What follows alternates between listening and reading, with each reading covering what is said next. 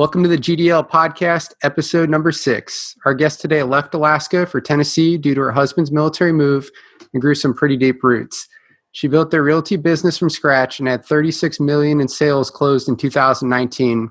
Never family focused, she comes from a family of 13 and became a mom just a few years ago. Hannah Price, welcome to the show. Woo! Thank you so much. I am so psyched to be here. Yeah, I'm pretty excited that you're here too. I feel like you have a lot to share with folks. Well, you definitely make it seem that way. I mean, that intro, I've got to rise to the occasion. That's the whole idea, right? I know, you set me up good. Well, before we dive into your story, can you just give the audience a quick overview of who you are, what you like to do? Sure, yeah. So I live in Clarksville, Tennessee, which does happen to be the number one best place to live in the United States, according to myself and Money Magazine. So I have a 2-year-old daughter, like you mentioned. My real estate business, extremely passionate about that, so it takes up most of my time. In our free time, we like to go out to Nashville, eat, hang out with friends. Maybe 1 drink, maybe 2 drinks, sometimes 3 drinks. But yeah, we love to spend time with family, spend time with friends. I like to work out. So yeah, we have a good time. Yeah. And Maggie told me that you're also a jiu-jitsu player. Is that true? Well, it's not called a jiu-jitsu player, but practitioner. I do jiu-jitsu a little bit. Okay. My husband and I actually met in Alaska doing jiu-jitsu. The first time we ever had an interaction, he said, "You want to roll?" And we sparred together. Those were literally like our first words to each other. And the rest is history. And awesome. Yeah, we rolled all right. That's awesome. Yeah. All right. Well, let's jump in. From what I understand, your entrepreneurship journey began pretty early on with your siblings. Yes. So coming from a big family, we grew up, I grew up with, 11 other siblings. I was the second oldest and was actually homeschooled, and my mom would do these homeschool conventions.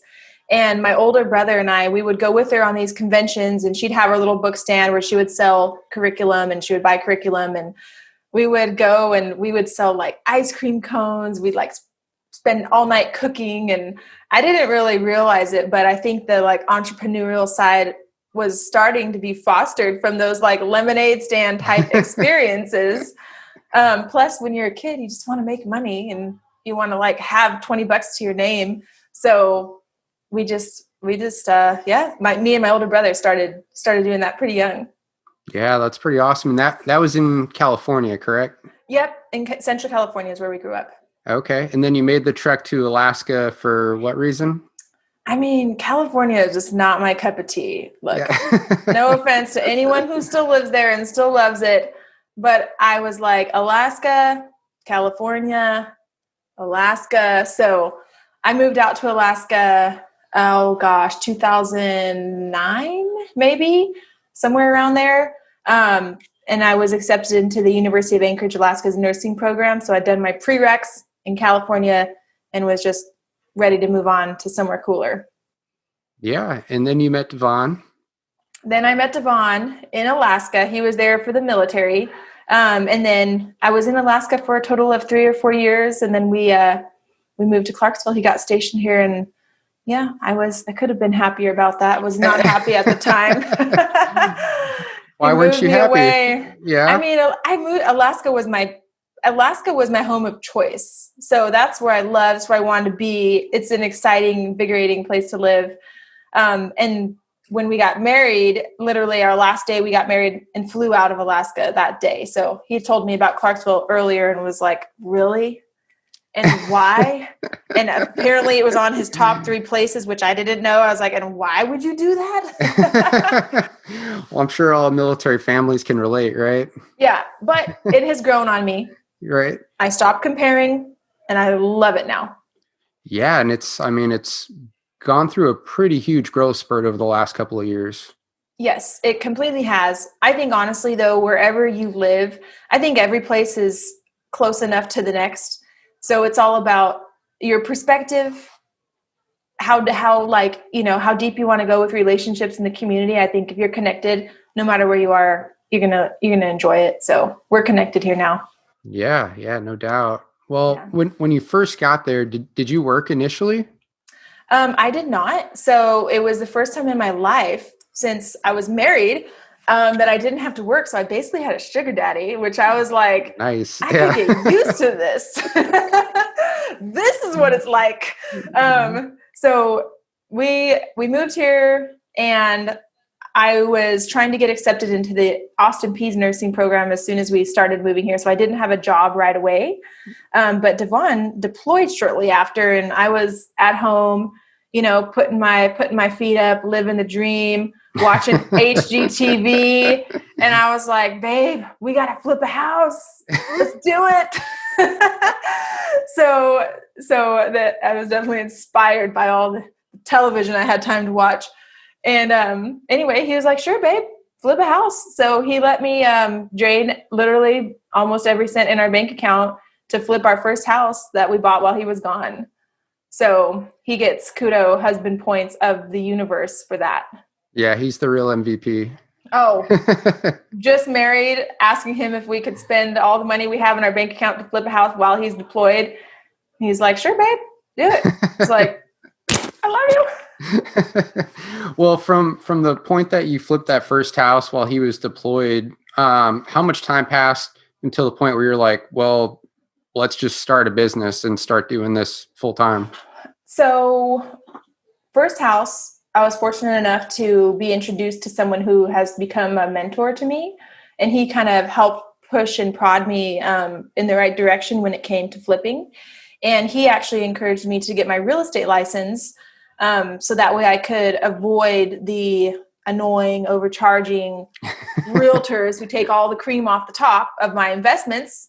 And so I was determined never to use a real estate agent again, and got my real estate license probably about this first year and a half into investments.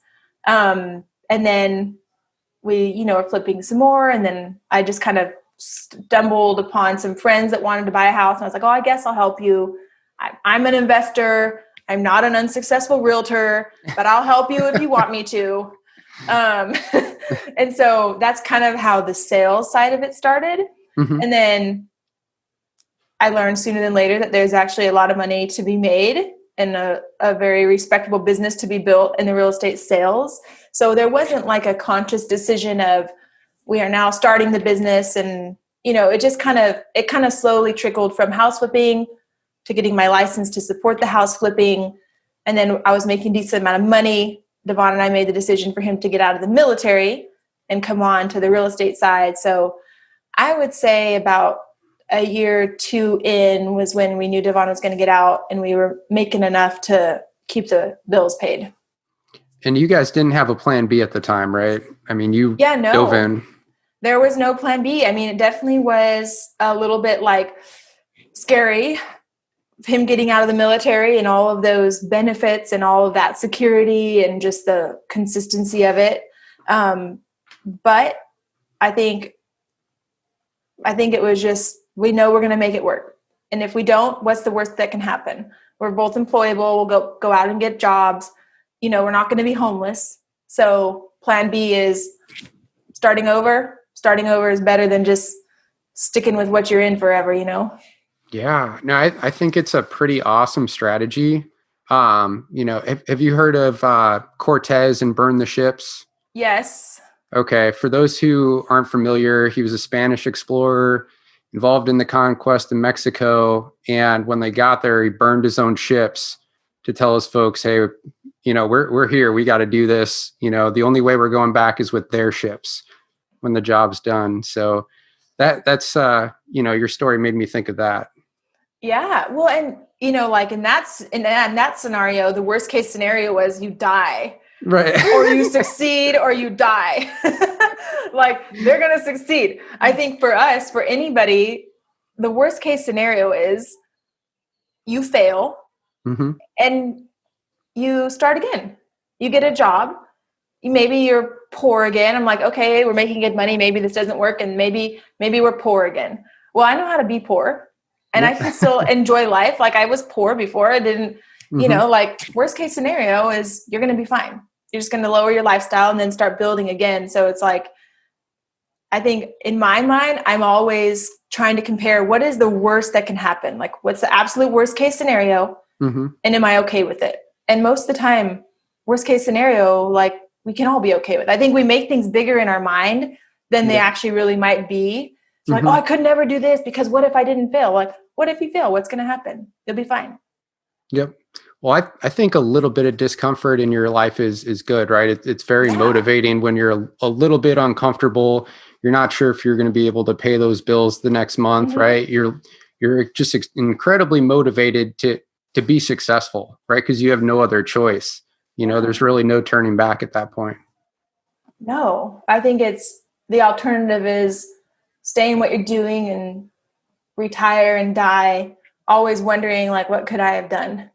Yeah. Yeah. No, I agree.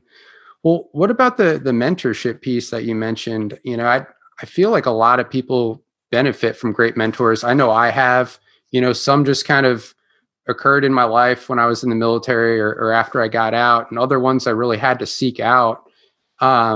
What happened with your mentor? Was that kind of accidental or purposeful? So both. When I first moved here, I was, doing research on where would be the best place for us to buy our first house because we would rent it out whenever we moved. So I was calling around different companies, and I ended up talking with this real estate company and this gentleman by the name of Jim Little. And he was like, you want to get into real estate investment? I'm going to introduce you to someone. So he introduced me to someone that said, oh, well, you need to talk to so-and-so. So I followed up and I talked to so-and-so, and that ended up being Jim Hunley. And so he definitely took me under his wing. So it was a little bit accidental, but also if I'm not following up with opportunity that is in front of us, you don't know where that's going to go. Like I could have very easily never met Jim, very easily. So I think it's a little bit of taking the initiative. And if there's even a slight possibility for any type of learning, like you take it. So that's how that happened. And I'm like so grateful that it did because he changed my life hugely for the better.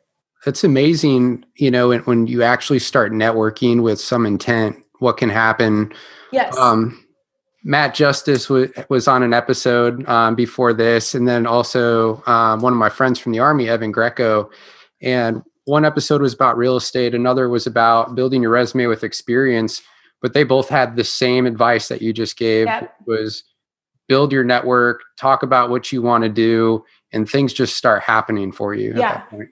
Well, the crazy thing is you don't know when you're meeting that life-changing relationship. You don't know when that is. If you did, you would just zero in on it and you would go. There's like hundreds of people you could meet all the time, but you don't know the opportunities that are going to change your life at their conception. I can look back and see that Jim was that turning point for me, but I would have never known that even for the first few years of knowing him. So I think it's so important to take advantage of every open door, every relationship, and just see it through. Maybe it's something, maybe it's not, but you will miss so much. But you got to take initiative too. Like some people are like, oh, well, that's nice that you know all these people. I'm like, these people didn't come to me. Right. Like I only know them because I was knocking on doors in the first place. Yep. Yeah. You took the initiative. Yeah. Yeah. Well, that's awesome. Let's talk a little more about starting up the business, because when I think back, Maggie would tell me, man, I really miss Hannah. So for listeners who don't know, Hannah and I and my wife all know each other from CrossFit in Clarksville, one of the gyms. And I just remember her coming home and she's like, Hannah's never at the gym anymore. She's doing this real estate thing. I miss her. I'm like, well, she's probably pretty busy. So when you were starting up, what were some of those things that you really had to prioritize?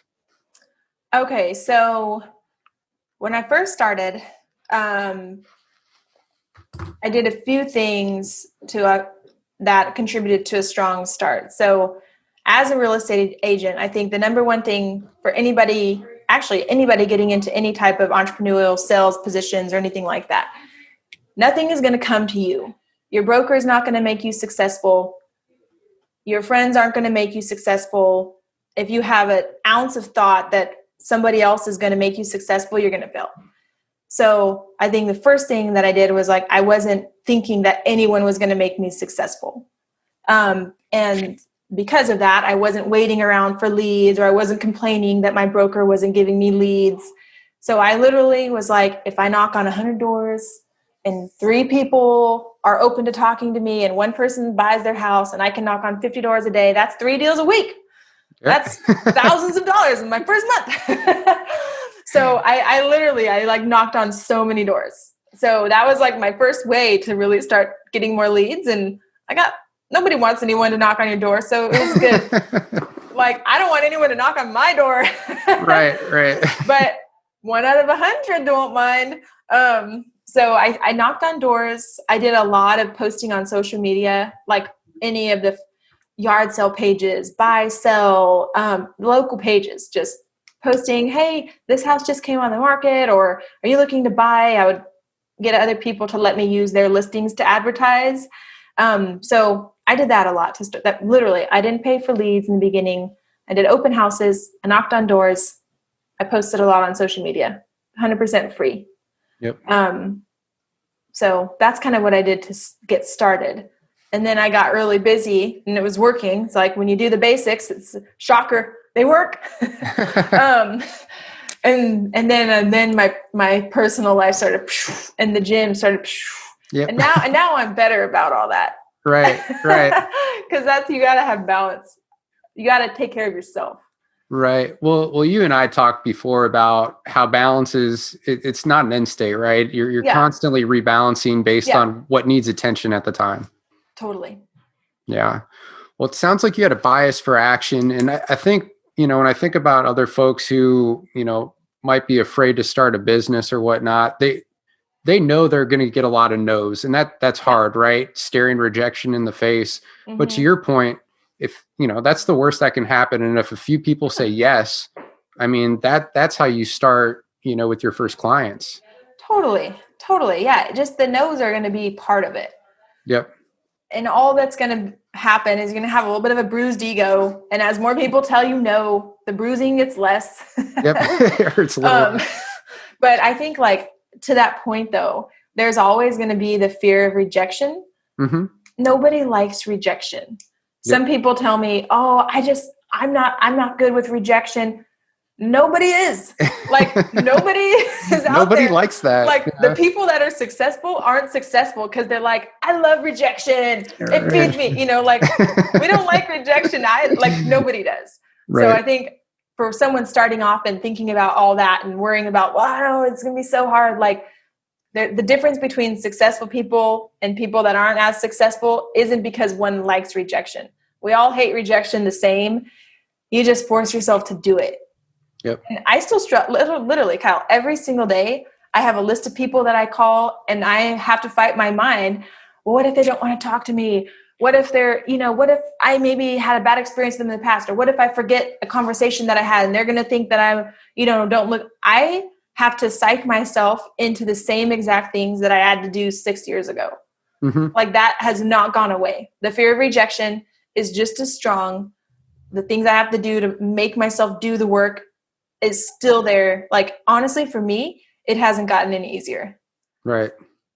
You just do it. There's more on the line. Like, yeah, it's just a part of who you are at that point, right? Yeah. You're going to take action.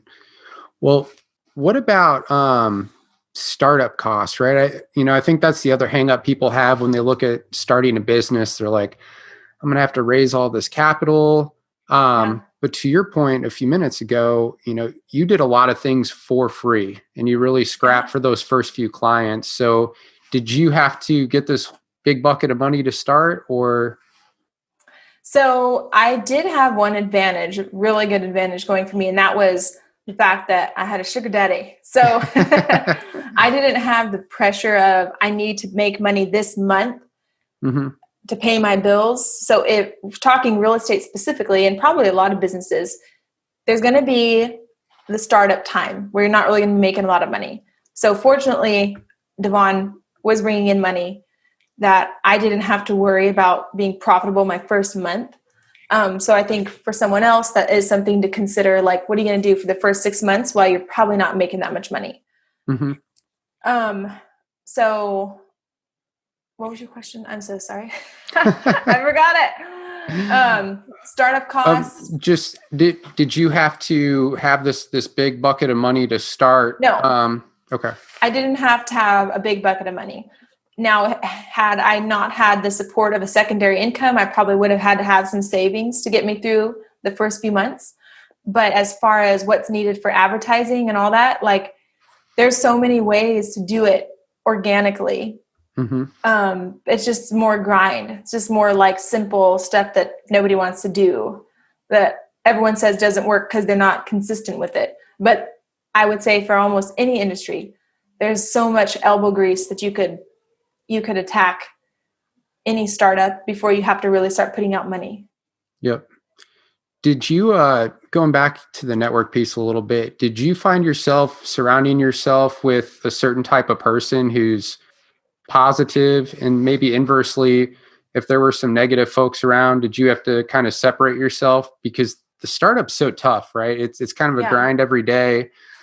Is that something that you had to do? We were new to Clarksville, so I didn't have a lot of people that I knew that I needed to get out of my life. Mm-hmm. And I think I've always been more of a like positivity only. I don't like people that are naysaying or negative. We just don't mesh. So there's not a lot of people that I had to like remove out of my life for that. But as far as mindset, like, I think it is very important that you protect what comes in your mind, and that comes from people around you. So 100%, that's important. Yeah. No, I agree. You're the sum of the 5 people you spend the most time with, right? That is so true. And the books you read. Yeah. And the podcast you listen to now. Love it. Yeah.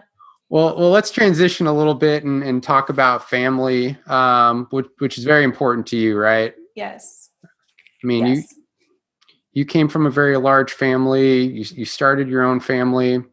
And from what I understand, you brought some extended family down with you to Clarksville.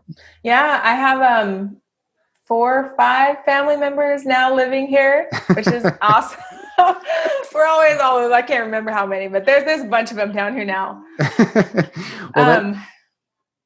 Yeah, I do think though family is really important. And one of the things that's so easy to happen and as an entrepreneur is you put the business first. You're taking calls after hours because you have no hours. Business is bleeding into family time, and burnout can happen so easily. Mm-hmm. So I hit a turning point that really contributed a lot towards my family life. 3 years ago, I discovered a coaching program for realtors and lenders. It's called the Core Coaching. And I did a little bit of research. I went to a conference that was kind of like the intro conference. And at that point I was working 60, 70 hours a week. I was grinding, I was putting in the work, I was doing well, but I was burnt out. Like I did not have a lot of quality to my life. I wasn't mm-hmm. working out. I was on the phone, on vacation, like nobody just got me. It was always mm-hmm. like, I got to take this call. Who else is going to take it? Yeah. So I found this coaching program, and they taught me over the past few years how to run my business like a business, not just a salesperson, not just an agent. And I had Danny about 2 years into the program, and I can confidently say, like, this coaching program changed my life immensely. I mean, just to give you a breakdown, before I was working 70 hours a week, easy, no quality, no division of family time, work time. Mm-hmm. Fast forward 2 years later, I had my daughter. I took 4 months off as a real estate agent. I did not go back into the office for 4 months, which is like unheard of. Yep. I didn't drop in income a single penny that year that I took 4 months off and had my baby. From 3 years ago when I started the coaching till now, I have cut my hours in half. I work 40 hours a week now. And I take weekends off predominantly. I take Wednesdays off so I can go home and spend it with Danny. Maybe I'll work 1 or 2 evenings a week, but that's it. So I have my evenings, most of them. I have my weekends. I have a day off in the middle of the week where we like go golfing with Devon or like whatever, just family time. But literally, I have not gone backwards in income. Not one bit. What sorts of things did you cut out or start outsourcing that you weren't before when you were working all those hours? I think it's building a strong team, having the right people on board, knowing what to delegate first. Like if real estate agents are listening, a lot of people are like, oh, I'm going to start a team and I'm going to hire a buyer agent and I'm going to give them my leads. Don't do that. That's not what you do first. But that's not what's going to save you the time. So I think this coaching program really helped me on like how to hire, what are they going to do, how the team should be structured. So I'm still very involved in 95% of all of our transactions. I still talk to all my clients personally. I think the thing to overcome for all entrepreneurs is we think people just want to hear from us. And if I don't do it, it's not going to be done right. And my client doesn't want to hear from someone on my team. They don't want someone else to show me houses. They don't want, they just want to hear from me. It's like, we're not that important. Like, we just got to stop. So I think that was the biggest thing to overcome is like, I didn't need to be involved in every single step in order for my clients to be just as satisfied and have just as good of an experience. So once I got that in my head, then I was able to let go. And now I feel that my clients have better experiences than ever before because they don't have scatterbrained Hannah trying to do all the things. I can focus on what I'm good at and hire extremely organized people, probably similar to that organized side of yourself, that are way better at those things than I could ever be. So I think it really came from learning how to let go, trusting the people to do it, and truly giving them the opportunity to shine. Was there a lot of coaching and setting expectations mixed in there as well? With who? My clients or my team? Your team. Oh yeah. I mean, we definitely, like, we're always learning, always growing, they give me feedback. I give them feedback. How do we make it better? Like on my wall, I have printed in big bold letters, create an exceptional client experience. So I feel like every week we're tweaking something with how we do it. Yep. So yeah, always. Yeah, that's awesome. And I mean, let's go back to that elusive work-life balance. I think that's something that a lot of people that are hungry for success struggle with when they become parents. Yeah. I know it was tough for me. There were so many things I was working on to where, to your point, I became almost scatterbrained, right? And I wasn't there when I was physically there, but not necessarily focused on the folks I was with. Right. So one of the ways I'm trying to, right that ship is really just to set aside time for my daughter, my wife, fitness, whatever, and try not to focus on any of the other things going on at that point. Is that similar to what you're working on now? Oh, totally. Yeah. And I feel like we're always working on it. Like that's never going to be something that's like, I've arrived. Yeah. Found it. I'm here. What has really helped me to be able to focus is having designated times that I don't retract on. Because I can work, I can hustle all day long. I can take that afternoon, evening appointment, whatever. If I know I'm going to get my time with my family. I think it's when we don't honor those times, and then the family gets the short end of the stick. Yep. Or you're with the family and you're like, oh, I miss my family so much. And so you let the family time bleed into what the work time was going to be. And then you're anxious and you're behind. And then everybody is getting bad service, family and the business. So I think what has dramatically helped me is knowing I'm not going to feel bad that I'm not home. I'm not going to let that mom guilt, which is so real, overtake me, because I know I have set this aside of time. I'm honoring it. I'm going to get it. Mm-hmm. And my mom heart will be filled up, and then I'll be able to like go to work and focus on work. So I think having boundaries, good, honoring them, you must. What does that look like week to week? Do you have like non-negotiable times, like after 5 on Thursday, I'm out of the office, I'm doing whatever? Yeah, I do. During the week, I have 2 nights that I can schedule after hour appointments. So I don't really care what nights those are. 2 evenings, Monday through Friday, I can have an after hour appointment. Mm-hmm. And if a third one comes along, I'll just tell them, the soonest I have is next Monday. The soonest I have is Wednesday, or whatever it is. Wednesday is a more recent one that I've added in over the past month because I just needed more time. I know my mom heart was like, I can't be happy and focused at work if I'm wanting to if I'm missing Danny too much. Right. So Wednesdays, it's blocked off on my calendar. I could show it to you. It says precious baby Danny time. Nothing else can be scheduled. So every time I want to schedule it or I get a cell, it's like, I can only meet tomorrow. I literally have to delete my precious baby Danny time and schedule it. And I've tried to a few times. And I'm like, I can't steal that. I can't take it from her. Right. So I think like blocking those on your calendars, putting emotional ties to them. So if you try to break it, it's just another layer of defense. Yep. But then when you're at work, like today, Devon was like, hey, we're close by. I can bring Danny by the office. And I'm like, I got so much stuff to do. I was like, I want to, but I can't. So I think like you just gotta, I know each time Danny's time is going to be fulfilled if I honor it. And my work time has to be fulfilled if I honor that too. So. Yeah, no, that's awesome. I'm probably going to steal that hack from you. Do it. But Yeah. give the time. Like if the family has designated time, and I think for everyone it's different. What is the minimum time that you are okay with taking away or giving, And so for me, I have to have 3 full days a week where I'm with Danny. I can't do any less than that.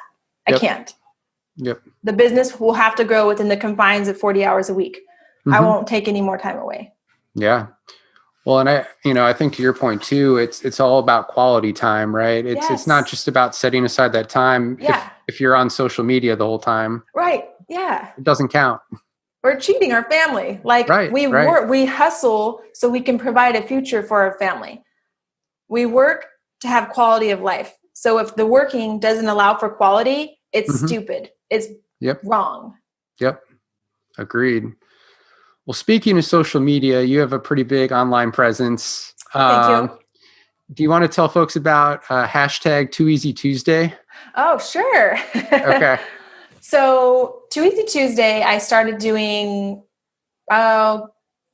beginning of this year, which is just a once a week commitment because I am not an organized person. I am a scatterbrained and I struggle with consistency. So Too Easy Tuesday, I started doing as just every Tuesday, I will do this. I won't be flaky with it. And it was just kind of an opportunity for me to share just thoughts that I'm like stirring with myself and put it out there. So it's just kind of like 2 minutes to take or leave some of my struggles and see how they can help someone else. Yeah. And they're full of good vibes each week, it seems like, because you're a really positive person. A lot of the situations you talk about are kind of in the gray area, but you always have a great way of looking at the situation. Yeah. Well, thank you. Yeah, absolutely. What's funny is I think that everybody has something to give. And a lot of people, they look at me and they're like, oh, Hannah, you're so confident. And, they see me do those little videos, which is really like not that big of a deal. It's like a little video, put out, record it once a week.